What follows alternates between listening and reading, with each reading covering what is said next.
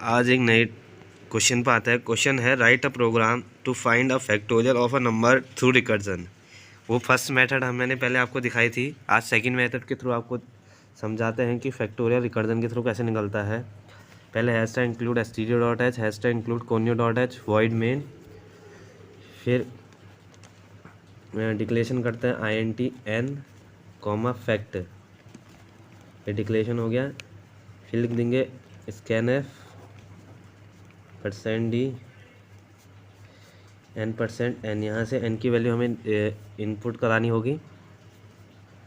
फिर लिखा है फंक्शन का नाम फैक्टोरियल n, वो असाइन कर देंगे फैक्ट को। फिर यहाँ से प्रिंट है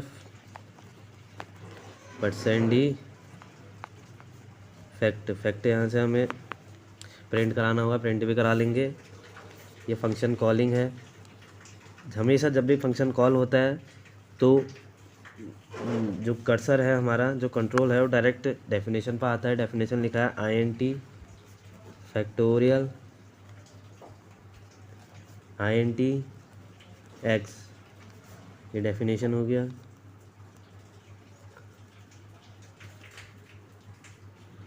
फिर लिखा है, फिर डेफिनेशन के अंदर आता है int f, ये डिक्लेयर हो गया। फिर इफ़, ये हम कंडीशन लगा रहे हैं, if x is equal to 1, अगर 1 हो जाए तो रिटर्न 1, हमेशा 1 रिटर्न करेगा। Else f equal to x into factorial x-1, return f को रिटर्न कर देगा। ये फंक्शन कॉलिंग क्लोज। यहाँ पर प्रोटोटाइप लिख देते हैं int फैक्टोरियल int। तो मेन से एग्जीक्यूशन स्टार्ट होता है। वॉइड मेन लिखा है, फिर लिखा है int n, फैक्ट। ये डिक्लेयर होगा, इनको मेमोरी एलोकेट होगी। स्कैन ऐप के थ्रू हमें n की वैल्यू स्कैन करानी पड़ेगी। n की वैल्यू हमने 5 ले ली, 5 ले ली हमने, इनपुट करा दी 5, और वो n को असाइन हो गई। n को असाइन होने के बाद जो हमने ये फंक्शन का नाम लिखा है, यहाँ फंक्शन बना रखा है फैक्टोरियल n एक पैरामीटर है, एक्चुअल पैरामीटर और आर्ग्यूमेंट। यहाँ से जो n की वैल्यू है 5, इसको असाइन हो जाएगी। फिर हमेशा फंक्शन कॉलिंग, जब फंक्शन कॉल होता है तो कंट्रोल हमारा फंक्शन डेफिनेशन पर आता है। डेफिनेशन लिखा है int फैक्टोरियल int x, जो एक्चुअल आर्ग्यूमेंट में हमारे पास जो वैल्यू है वो फॉर्मल आर्ग्यूमेंट को दे देता है, तो x की वैल्यू यहाँ 5 हो जाएगी।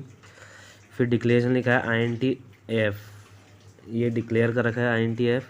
फिर लिखा है इफ़ x इक्वल टू 1, अगर हमारी x की वैल्यू 1 हो जाए तो रिटर्न 1 रिटर्न कर देना है। Else f into x into factorial x-1, ये लिखा है 1 तो नहीं है अभी, x की वैल्यू 5 है, तो लिखा है f equal to 5 into factorial x-1। x-1 means 4 का फैक्टोरियल। फिर ये क्लोज हुआ। फिर कंडीशन पर आया। फिर x की वैल्यू यहाँ 4 हुई। फिर कंडीशन